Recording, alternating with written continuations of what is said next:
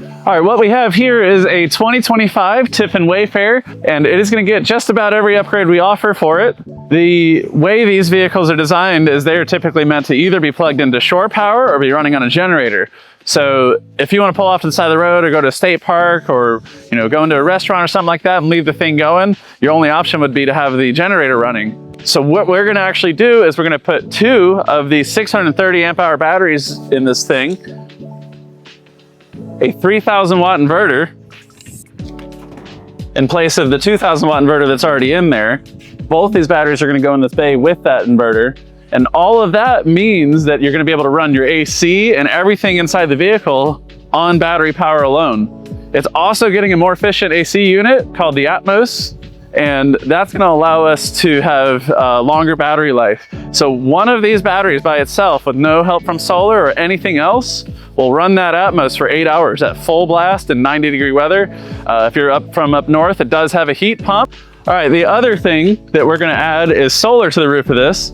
And we don't know yet how much can fit up there. Our goal is going to be about 800 watts, and that will significantly reduce the amount of draw that the AC is going to have on the battery when you have sun. Usually you only get about 8 hours out of these batteries. Depending on how you use it, you could potentially get another couple hours based on how much sun you have. So what we're going to do is actually go up on the roof, see how many panels we think we could fit up there, and then that'll determine how much solar we can get on there.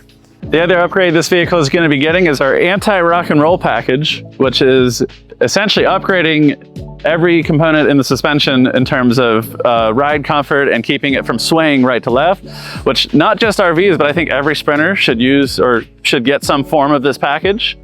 It's going to be getting front Bilstein struts, front sumo springs, rear Adaleafs, rear stronger stabilizer bar or sway bar, and rear shocks to go with the to match the front struts, as well as rear sumo springs. All of that stuff works really, really well together to help with crosswinds, pulling out of driveways, and it keeps the vehicle from rocking and rolling, which is how it earned its nickname there.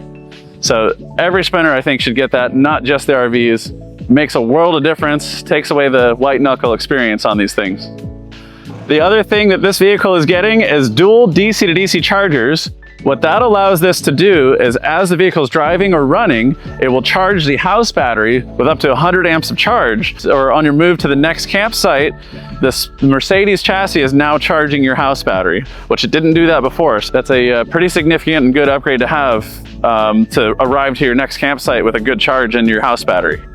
Okay, so we're going to be putting 2 Lithionics 630 amp hour batteries in this compartment. So one is going to go here, and then another one will go about here. Up here, we've already drilled holes for the ventilation for a 3000 watt inverter, so it's going to sit back in there. And then another 3000 watt inverter is going to sit against this wall, and we have the holes for the ventilation for that. We're going to be putting these nice little covers on the other side, so it will divert any water splashing, so nothing will come into the compartment. We're going to put the solar controllers up on the ceiling here. We've got a lot of extra space, you can see. Okay, so one of the big reasons this person opted to go with 2 3000 watt inverters. One 3000 watt inverter is going to be used exclusively to run the air conditioner. They have a new Atmos air conditioner on their roof. So one inverter, and that's going to be this one up here, is going to do nothing but run the air conditioner and charge these 2 big batteries. The second inverter, which is going to go over here, is basically going to run everything else in the coach. The reason you want 2 3000 watt inverters is you can run simultaneously the air conditioner and the other items that you have in the coach. Actually, I have this in my own rig because I don't want to ever have to turn off the air conditioner. I always want to run the air conditioner. So if I want to run with 2 3000 watt inverters, I can run the air conditioner, I can run the microwave. If I only had one 3000 watt inverter, I could only run one thing at a time. So I'd have to turn the air conditioner off if I wanted to run the microwave. If I wanted to run the induction cooktop, coffee pot, you can only use one thing at a time. So 2 3000 watt inverter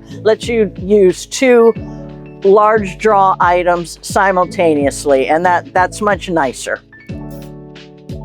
Okay, so just finished putting in this new air conditioner on top of this Tiffin.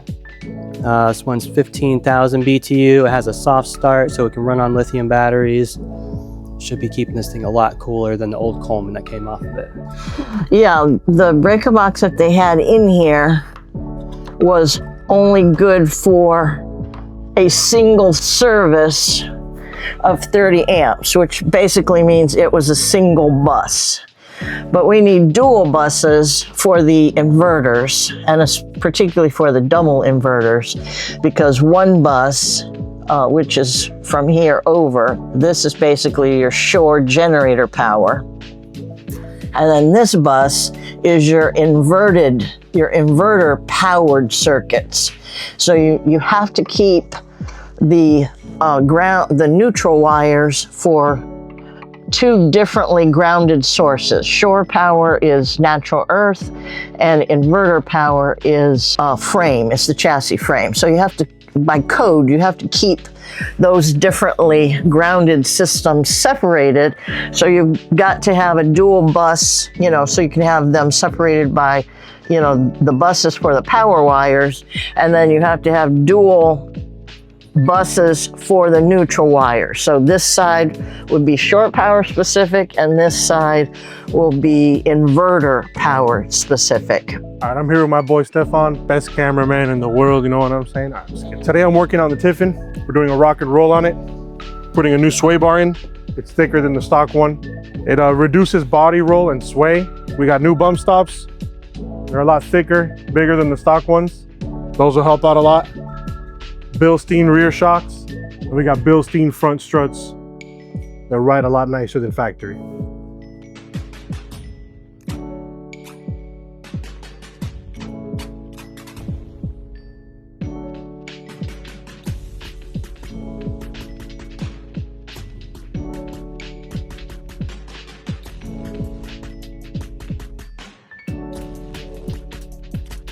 This is our completed Tiffin here. It got all of the upgrades. Now we're gonna go check it out and take a look at it working. So it's got our rock and roll package installed. It's gonna drive a heck of a lot nicer than it did before. So we got the front and rear shocks that are in there, as well as the rear stabilizer bar, the Sumo springs front and rear, add a leaf helper in the rear as well. So this should drive a heck of a lot better than it did.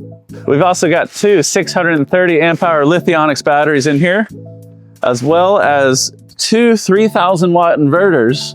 One of them you can see, one you can't. The reason we went with two in this particular build is one of them, this one here, handles almost everything in the house, the stove, the microwave, all the outlets, and the other one that you can't see is actually handling the AC. So that way you can actually run your AC and another major appliance at the same time. On the roof of the Tiffin here, we managed to fit 7 solar panels. So the solar is actually going to maintain these batteries during the day to help buy you some more life. Not that we were short on that with the 630 amp hour batteries. You're going to see quite a bit of time. So what we've got here is the convenience panel. Since we have 2 inverters here, we got 2 inverter controls, as well as 2 batteries. So 2 remote battery buttons as well. So if you ever need to access or shut things off or turn them on, you don't actually have to go in the bay. You can do it all from right here. And this is a custom 3D printed panel that we put in here with the labels and everything. We also added this battery monitor up here with the shunt. So the reason we got it up there is so you don't have to bend down to see it. And you can actually see what percentage your battery is and a number of things like how much amperage it's using or gaining when it's charging. And we got that up there looking like a factory install.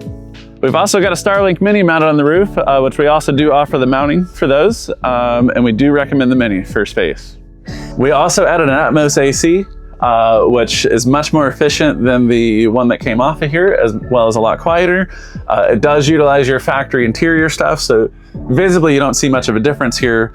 But audibly, the Atmos is a much quieter AC than a lot of the vehicles come with. Per 630 amp hour battery, you're gaining another 2 hours of life. So each of those 630 amp hour batteries will run this AC for 8 hours in 90-degree heat. You know, in Florida, we're thinking in heat. So full blast, full AC, or full heat pump, those 2 batteries will get you about 16 hours on the Atmos, not counting solar. Now to also charge these, we've got dual DC to DC chargers that we added to this vehicle. that each can handle 50 amps. So when these batteries are needing it and your vehicle's running, you can have up to 100 amps of charge coming from the alternator. What that'll actually allow you to do, because the Atmos is so efficient, is if you're getting close to your campsite, you can preemptively turn on your AC back here, start cooling the vehicle off, and you're not losing battery power. You're actually still going to be charging while driving, even if this is powered up back here. We've also got a Wolfbox camera installed here. So this is actually going to act as a dash cam front and rear, as well as give you an always on screen so that you can actually see behind you when you're driving one of these. As a prior owner of a couple of leisure travel vans, I've been on their Facebook site for some time, and I've been following with interest all the work that CTM has been doing on LTVs, and I've been wanting to do something with my Tiffin, and after they've done as many leisure travels as they've done, they finally decided they were ready to do other brands, and so as soon as I found out, I brought it down here, and I'm hoping that I'll end up with a system that gives me the kind of autonomy that, you know, is fun to be able to go anywhere and not worry about being plugged in.